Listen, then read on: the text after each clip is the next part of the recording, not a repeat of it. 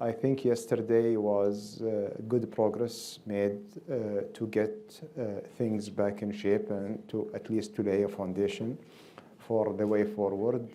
We cannot say that this will make us, in better shape very soon, but we are hoping actually to relay this proposal to Hamas and to get them to a place where they engage positively and constructively in the process, because we think that in today's world, I think that's the only game in town now, and that will be the only way to get the situation de-escalated. And we hope that both parties taking this opportunity to get, of course, to make the war stop, but also to get the hostages back to them. Well, actually, I think that right now, if I will describe it, the progress that we are making in the last couple of weeks is we are in a much better place than where we were a few weeks ago. We have seen that the whole process was working in November. That resulted in the release of 109 hostages, and unfortunately, this process fallen apart at that time. And the intensity of the war actually increased. That made the situation more complex. As you have highlighted, that there was a clear demand of the permanent ceasefire ahead of the negotiations, which I believe that we moved from that place to a place where it has potentially might lead to a ceasefire permanently in the future. And this is what we are all aiming for, because we've seen also the suffering of the people in Gaza, and we've seen the amount of destruction over there.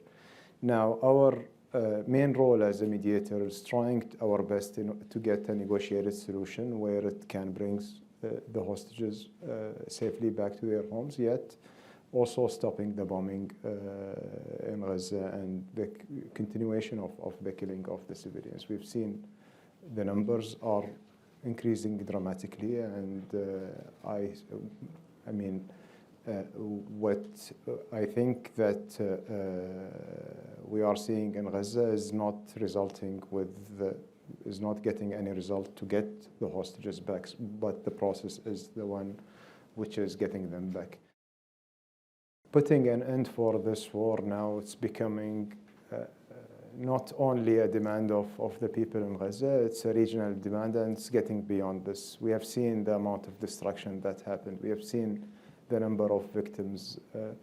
We cannot punish an entire population for an act of small group. Now, what would be the plan as an alternative for this deal? We have to seek for another way, for another mean to get to a breakthrough where we can get a deal together.